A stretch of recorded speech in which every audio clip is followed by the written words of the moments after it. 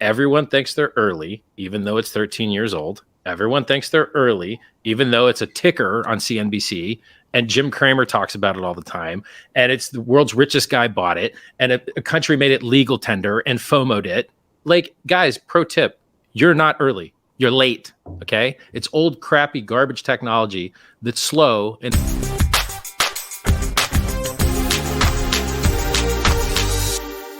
But I do, so I'll be non-controversial about this then, okay? People use Herbalife as an example of a Ponzi scheme, and then people that shorted Herbalife went bankrupt and lost billions of dollars. So Herbalife only dropped from its top 68%. Bitcoin dropped 75%. Herbalife over a 10-year period went up 20x. That's it. People say all these things and assume that they're correct, but they're factually incorrect. Herbalife, okay, I'm the only person in the history of the whole internet that's ever said a nice thing about it, and I don't particularly like the business model. It introduces the maximum number of middlemen, the maximum friction to get in between product and user. So it's completely inefficient. Yeah, I do not like middlemen. I do not like MLMs. I do not like pyramid schemes, which is why HEX had a 1-year referral program that was programmed to terminate after a year. And so we had a referral program.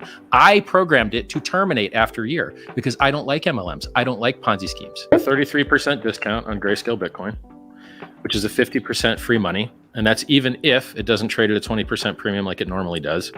So let's say that's a 60% free money. And yes, that's how you adding percentages works. It'll never fine with that. Okay, so instead of a 60% free money, you're going to get a 50% free money. A 33% discount is a 50% bonus.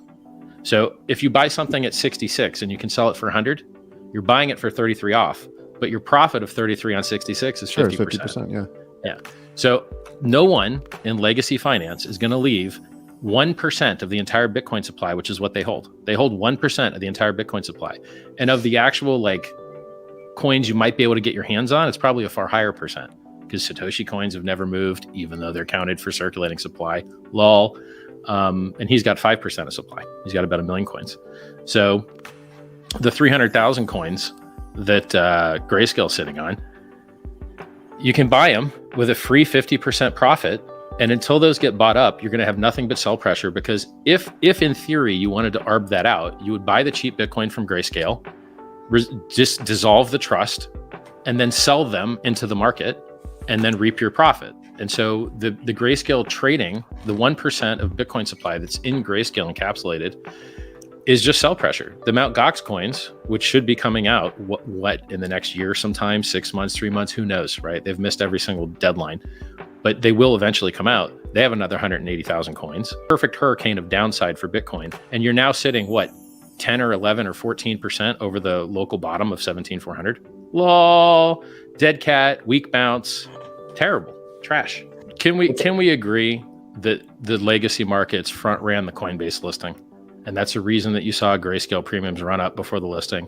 And then you saw them fall shortly before it and continue to fall after. Can we all agree on that? There is absolutely no reality in which that Bitcoin is not sell pressure or virtual sell pressure by absorbing buy pressure at a discount. Raise our hands if we called the top on the day. I called the top on the day. Did any of you guys call the top on the day? I called the top on the day. Rich, does no one care about the price but me? Is it just me? Bitcoin will make new all-time highs, particularly when it's priced in the dollar, as Mike said. It's just at the top of its S-curve. Everyone thinks they're early, even though it's 13 years old. Everyone thinks they're early, even though it's a ticker on CNBC. And Jim Cramer talks about it all the time. And it's the world's richest guy bought it. And a country made it legal tender and FOMO'd it. Guys, pro tip, you're not early. You're late, okay? It's old, crappy, garbage technology that's slow and is actually buggy and has no roadmap and didn't even follow the roadmap they used to have. And so if you buy it and it doesn't have another inflation bug, hopefully, of which it's had 2, then maybe you'll get a 3x or a 4x over 5 or 10 years. Congrats. You waited 5 years to be down money right now. I mean, if it dropped 98%, maybe. So but a 95% drop, probably not. I'd just buy Ethereum instead. Ethereum's better than Bitcoin in every single possible way. Let's measure the fundamentals. Where are all the developers? Ethereum.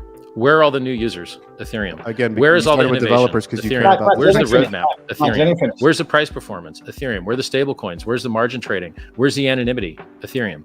Like, where's the thing that's actually trying to save the environment and switch off of proof of work to proof of stake? That's Ethereum. Bullshit. That part. Where are you getting a free copy of all your coins with pulsechain.com? Ethereum. Bitcoin's getting none of that. Bitcoin is a piece of trash, top of its S curve, lame duck garbage, and it had 5 years to be now at a negative. What did you think that people that bought in 2017 at the top there would be negative after 5 years? They are. It's disgusting trash. The developers are leaving it left and right. Peter Wooley doesn't even have the right to push to the GitHub anymore. He gave up his keys. Everybody's leaving. Well, here's the problem. HEX went up versus Bitcoin 30x the first time it died when I called the top, and it dropped in half. So Bitcoin, when I called the top at 65K, dropped down to 55% drop. Then people bought a fake double top on leverage, which would be Michael Saylor, 3 Hours Capital, Celsius. All these guys got leveraged up. They didn't want to do the normal blow off top market cycle, buy the rumor, sell the news. Oh, look, Coinbase listing, easy sell the news. They didn't want to do that. They wanted to get leveraged up. And so what they did was they bought a new, slightly higher high for a single day. There was one day that my top call wasn't a profit, one single day where it made a 6% higher high and didn't have any part of the candle at 65K. And that was at 69K. And then it went straight down. And so my top call's been in profit every single day for the last year and a half, longer now, except for one, the Judas candle that got people long and wrecked them. And now all those guys are liquidated and bankrupt. HEX ran up 60x versus Bitcoin the first time it died. But we had other things going on. We have our own market cycle. So a lot of people were participating in sacrifices for freedom of movement and freedom of speech, and they would prefer to sacrifice at higher values probably. And then that maybe tended to get a lot of people interested in HEX. And unfortunately, although it did a 60x versus Bitcoin, the first time Bitcoin dropped 55%, because the cycles timed up together so that the next time Bitcoin died, HEX also had its own kind of cyclical event. It looks like we're correlated. In reality, we're not correlated. Like historically, we're not correlated to Bitcoin. If we took Bitcoin and we just used Ethereum miners instead of Bitcoin miners, it would still work fine. It's just different guys sucking up electricity. They're both proof of work systems, right? And then if we said, you know what, we're going to inflate, not to blow up the environment and use SHA-256, but we're going to inflate to get you to lock up your coins, it would still be Bitcoin, but a proof of work change. And that's all HEX is. It's literally Bitcoin with less negative externalities. No. Oh my God. Dude, I got sued for $500 in civil court 20 years ago, literally 20 years ago in small claims court where you can't have a lawyer represent you. It would have cost me more than $500 to fly to Washington State to defend myself. Getting sued for $500 in small claims court in Washington does not a spam king make you. And by the way, since you like to call me a spam king, I haven't heard of any spam for HEX or Pulse or anything that I've been associated with for 20 years. So you come on here and you call me a scammer in my face, but then you smile while you're doing it. You come on here and call me a scumbag to my face, but then you smile while you're doing it. I'm the guy that sets people free. I'm the guy that tells people the truth about crypto. Well, you were deleting tweets shilling Bitcoin going to 120K. I'm not deleting my tweets because I'm not a scumbag. You're deleting your tweets because you're a scumbag. You're a top buyer. You got your mom to buy the top or lied about it in a tweet. Which one was it? Because this idiot bought the top along with Michael Saylor when I told everyone it was the top. But instead, he got his own family wrecked. You want to know when the best time to buy Bitcoin was? When its inflation was the highest.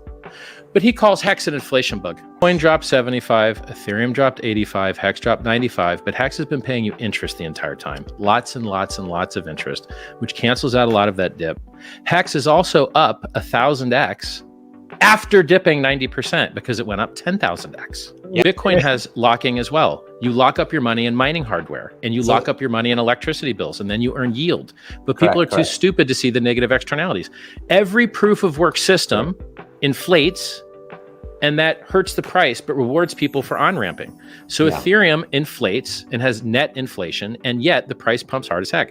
Bitcoin inflates, and that's how you go from 0 coins to 19 million coins over 10 years, is by hyperinflating, basically. And its inflation used to be exponentially higher. It was 2 times higher every 4 years we go back. And so the best time to buy Bitcoin was when there was no liquidity. There was one place to buy it in the world, Mt. Gox. Everyone called it a scam. And all the coins are owned by one guy. And then you look at HEX and you're like, it has centralized ownership. Look, all the coins are in basically a couple addresses. Look, everyone calls it a scam. Look, it has low liquidity. Look, it's only traded a couple places. And you're like, hey, those are exact same properties that allowed Bitcoin to go up 69 million %. He thinks that retail adoption is what will give Bitcoin value, but he has it entirely backwards. Retail adoption hurts Bitcoin's value. Retail adoption makes it easier to sell. Selling is the opposite of buying. Selling hurts the price. Bitcoin went up 690 million % on barely being able to use it anywhere, because the only thing the price chart cares about is buying and holding. That's the reason stores of value like gold, real estate, stocks are worth more than money remittance companies. So just gold savings value, its store of monetary value, 90% of its value, is worth 10 times PayPal plus MasterCard plus Visa plus American Express, because by definition, tautologically, stores of value are worth more than that which we use to transmit them. And the transmitting of money has been around for 100 years. Hawala has done it very well in the Islamic countries. MoneyGram has done it for 100 years in the United States. Western Union, you name it, they've got money transfer figured out. What is new and unique and beneficial is the future market supply, which, by the way, HEX is the only cryptocurrency in the world that I'm aware of that has a future chart of market supply. We know when the stakes are ending. We know when people can dump them. We know what the future sell pressure looks like. You don't have that in Bitcoin.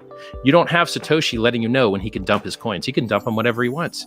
Look, these guys think inflation's bad, even though Bitcoin's highest gains were when its inflation was always higher, because they're noobs. They don't know anything about any charges. HEX launched totally 100% complete, and it launched sufficiently decentralized. And therefore, when you mint your yield, just like a Bitcoin miner, you mint your yield. There's no middleman. There's no entrepreneurial or managerial effort. I can't you're an armchair speculator. Your returns suck. You're an armchair blockchain guy. You don't know what you're talking about. And now you're an armchair lawyer. You suck at that too.